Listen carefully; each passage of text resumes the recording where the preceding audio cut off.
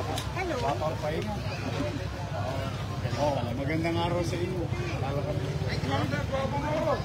Nice. Balik kayo. Nahakot na ibang basura kanina, no? Pinahakot ko ulit ang mga naglalaro. Sabi ko sa inyo, babalik ako ulit. Maraming salamat po. Sabaw ka. Nice.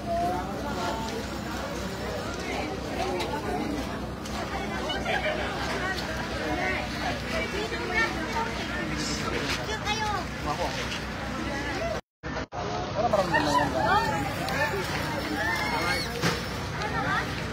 Kumain ka na? Kumain ka na yata. Uli ka na ba? Uli ka na. Pag-ibigit ang ganyari kita. Iwan ka na.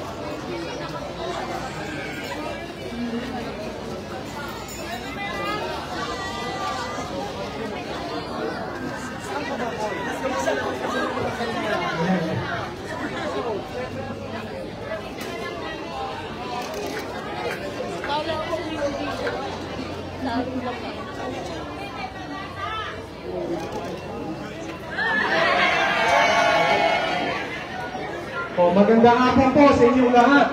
Nandiyan po ang mga lungsod ng Maynila. Mayor Isko Moreno Dumaguete. Kasama po ang ating Vice Alcalde, Vice Mayor Chief Atienza.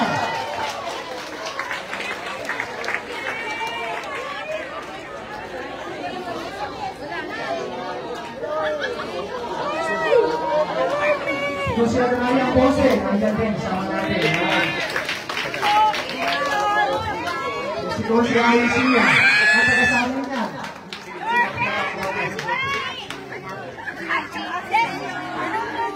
Idol ka na kami.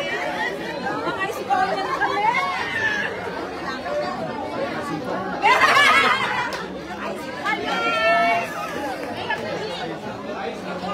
Ay, sabot tayo ng buwan, ha? Okay, mintag, ha?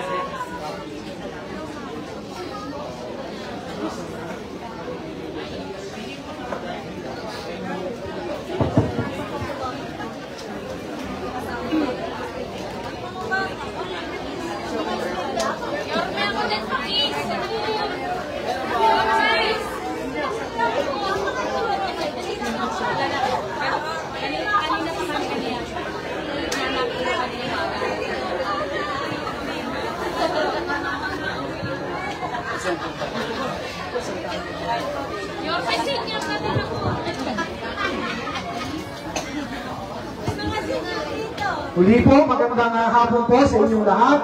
ibinibigay ko po sa inyo. Kami po ay nakikisimpatya sa nangyari po sa inyo. Ibinibigay ko po ang ating pong Vice Alcalde ng lungsod ng Maynila, Vice Mayor G. Atienza. Magandang hapon po sa inyo lahat. Magandang hapon po, Vice Mayor. Ayokong tanungin kung kamusta kayo. Dahil alam ko nung nararamdaman ninyo. Sad po. Alam ko.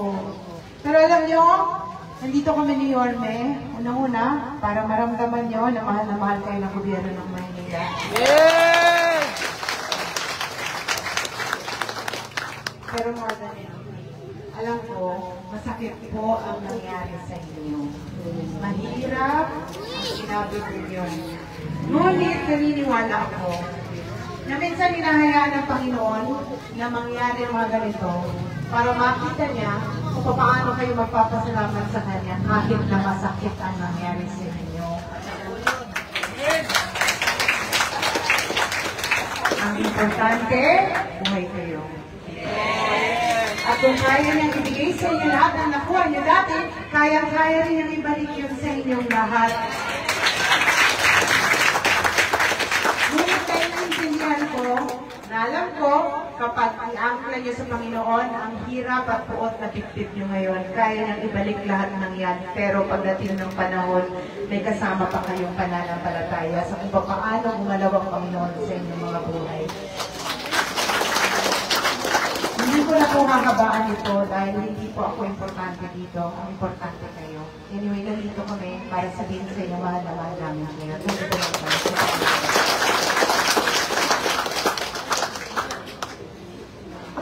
At muli po, ibinibigay ko naman sa inyo. Kasama po natin ito sa paglilingkod. At kilala natin ito si Kuya Ryan Kusihan Ponce. Magandang hapon po sa inyo lahat. Ang araw na ito ay isang pagsubok sa atin ng Panginoon. Pero itong pagsubok na ito, may kasamang biyaya. Anong biyaya na yun? Ngayong araw na nangyari ito sa atin, ang alkalde natin ay si Mayor Isko Moreno at ang Vice Mayor natin ay si Vice Mayor Isko. Binigay niya to sa panahon na alam niya meron tayong masasandalan. At lagi ko sabi sa inyo, ang pagkadapa ng isang tao ay hindi sukatan ng kanyang pagkatao. Ang sukatan dyan ay kung paano siya babangon. At asahan niyo po, nandito si Mayor Isko Moreno, nandito si Vice Mayor G. Atienza, nandito si Kuya Ryan, kasama niyo po kami. Maraming salamat po. Magandang hapon, at huwag po tayo titigil sa pagdarasal. At ngayon naman po, ibinibigay ko sa inyo ang ama ng lungsod ng Maynila, Mayor Isko Moreno Tumadoso. Maraming salamat, Director J. De La Puente. Sa madanas ng De La Puente yung kanya rito. Gusto ko lang malaan ninyo. Kaya ako naman binabati si Dr. J. De La Puente. Nakasasabay siya sa mabilis na gustong tugon ng pamahalaan sa mga tao nangangailangan sa lalong madaling panahon.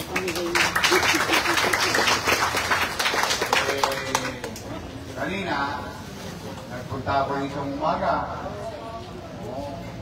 Bawang loob ko. Konti pa lang naman. Huwag nyo intindihin yung walang tulog. Ang mahirap yung walang gising. Di ba? Hindi, pinatatawa ko lang kayo. Pero bago ang lahat, pwede pa akong makisuyo. Dito man lang makita ng mga kasamahan ko sa pamahalaan na na-appreciate natin sila. Pwede pa palakpakan natin yung mga social workers.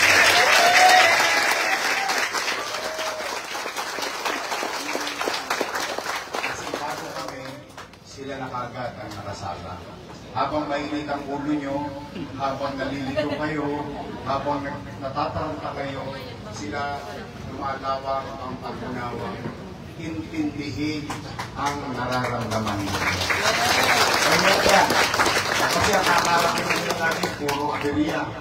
O sila ang mauna. Sila ang mukha ng pamahalang lungsod ng Manila. Pag sila masungit, ibig sabihin masungit din ang mayor. Pag sila masungit, ibig sabihin masungit din ang vice mayor. Eh, lagi ko sinasabi, uunawain natin yung damdamin, yung reaksyon ng tao sa panahon ng dilubyo, panahon ng aberya, panahon ng sakuna. Kasi windang ang pag-iisip niya. Hindi nila alam kung ano ang normal dahil sino ba naman gusto masunugan. Parang may gusto niya. Eh, di ba? Ewan ko kung nag-agree kayo. Di ba tayo sa kalsada? Pare-pareho naman tayo. Ako, squatter na yung araw eh. Yung iba sa atin, may bahay, puno. Di ba sabi nga natin, minsan, maigi pang manakawan, may sa masunugan. Kanina yung mga sexy babaeng kausap ko doon sa umaga, wala daw silang natira, palo, upos. Yung may mga kausap ko kanina. Puro sexy yung mga kausap ko kanina eh. Pansinigang yung kausap ko kanina eh. Yasin pa. Ano, masaya na kayo? Ay, mga wari-wara. Ay, nandito pala si Atty. Lady Gildo sa amin. Makakapit ko yun. Pero, ito ang bago ngayon sa lungsod. Kanina, may nag-abiso sa akin, Sir, mahaba po yung proseso ng papel. Gusto ko lang i-share sa inyo. Sabi ko, bakit mahaba ang proseso ng papel? Nandito naman ako. Bakit hindi natin tawagin yung mga departamento na pipirma sa papel? Total, bayad naman kami ng gobyerno. 8 oras ang bayad sa amin. Kaya yung mga social worker or taga-MDSW, walang oras yan. Pag may aberya, latang-kagad sila kami. Nasa loob ng aircon na opisina. Pag-alagala lang. Sabi ko, I think, sabi ko sa kanila, alam mo, yung konting sakripisyo natin, na pilitin natin maging kurada. Yung pagkilos. Bakit? Yung tao, umaasa eh. May gobyerno ba silang masasagala? Nasunugan na nga eh. Lito na nga yung isip eh. Tapos yung dala natin baril, teka. Hindi naman siguro. Kaya po, pipilitin namin na mabago yung ganyang sistema. Na kapag may aberya, hanggat maaari, kung kaya rin lang naman namin, basically, dapat, aberya kanina, solusyon ngayong hapon. Una, hindi ko naman kayo kagad mabibigyan ng bahay. Tama mali? Kahit may pagpagawa kayo ng bahay, hindi naman matatapos bukas. Tama mali? Pero, yung maibsan ng pamahalaan, huwag ako, huwag si Chi, huwag mamo siya, yung maibsan ng pamahalaan, yung ginagpis, sakit, yung karanasan na nararamdaman ko. Yun ang gusto kong ma-achieve ng mga kasamahan ko na taga City Hall ng lungsod ng Maynila. Pangalawa, ito naman ang good news. Kayo rin ang sampol. Dati-rati, ang binibigay ng lungsod ng Maynila, 10,000 bawat isang pamilya. Napapalitaan niya naman, ano? Bagamat wala tayong tsape, talagang tukod ang Maynila. Kanina, maraming salamat naman sa mga kasama ko na empleyado ng lungsod na nakahanap naman kami ng tsape. Kumbaga yung bimpo, nabiga pa. Nasalo ako ng kaunti. Pero dito ko sisimulan. Huwag naman sana maging madalas.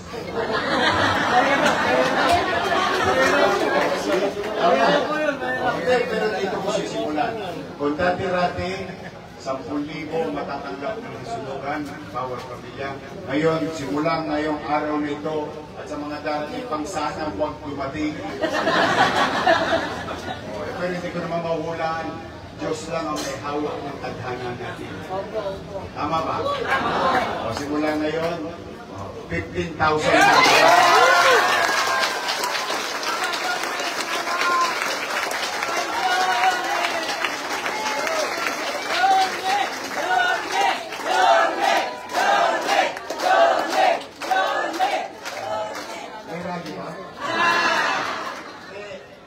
And I will give you my reason. Kasi para ito hindi kuladas. I'll give you my reason because these are the same reason I gave to the department head. Sabi ko, okay naman yung 10,000. Wala namang problema. Kaya lang, pataas ang presyo ng bilihin. Eh kung bibigyan natin 10,000 at nakakabili ng 4 na yero, baka ngayon 3 yero na lang ang mabili doon. Kaya kailangan ang tulong din ng gobyerno nag-a-adjust. Yun naman ang reason po. Ang tawag ng the inflation effect sa buhay ng tao. Eh medyo technical yung salita na yun. Basta ang importante, sigurado ako, bukas, umili na kayo ng 2x2. Umili na kayo ng plywood. Umili na kayo ng yero. Unti-unti ninyo sama-sama ibangon ang sarili natin. O, pagpapasensya nyo lang na kaya namin, ha? At yan, hindi ko yung pera. Pera nyo yan. Pera yan ng pamahalaan. Sinisinok ko lang. At ibinibigay ko lang sa oras sa pangangailangan ng tao. Yan ang mensahe natin sa ibang kababayan natin at sa inyo. O, ngayon, bilang paguli, malungkot ang sitwasyon natin. Tama ba, eh? Pero ito, nasa tapat tayo ng simbahan. Mamaya, kung ano man ang inyong paniniwala, basta importante, naniniwala kayo may mga pangyarihan sa taas, magpasalamat tayo sa Diyos, walang nadisgrasya.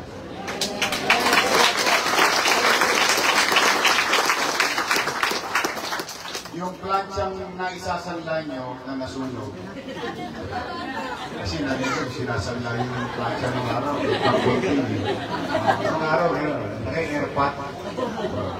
Yung TV, gamit na ipinundar ninyo, pinaghirapan ninyo, okay lang yun. Ikipit-balikan na lang natin yun. Nawala yun. Nagawa nyo dati, kaya yung gawin muli. Okay? So muli, kami ni Chi at Chensa,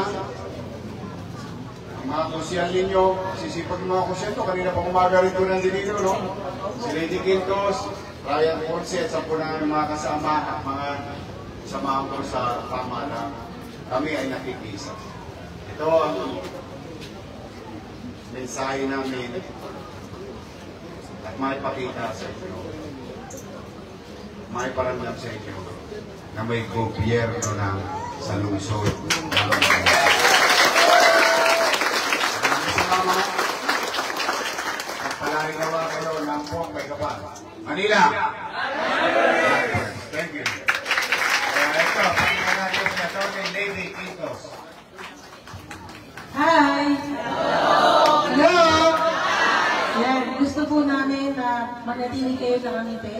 Maikli lamang po ang sasabihin ng inyong lingkod. Nakikidalamhati po ako sa nangyaring sunog po kaninang umaga, madaling araw. Sino po mga waray-waray dito na kababayan ng aking asawa? Maupay na tanghali sa inyo tanan, maupay na kulok na gabi na sa inyo tanan. Pagbuligin po natin ang bawat isa, magtulungan po tayo. Ako po bilang konsehal ninyo, kami po, ni Konsehal Ryan at sa punang ng City Council, lagi pong handang tumulong at umalalay sa bawat isa sa inyo, kasama ng mga barangay official po ng Zona 44, Chairman Zachi Pilar, Chairman Boy at Sison, at sa punang barangay official. Maraming salamat po at sana po huwag po kayong mawalan ng pag-asa. Nandito lamang po kami. Andito po ang abogado na niyo sa distrito, Atty. Lady Quintos. Mahal na mahal po kayo. Maraming salamat po.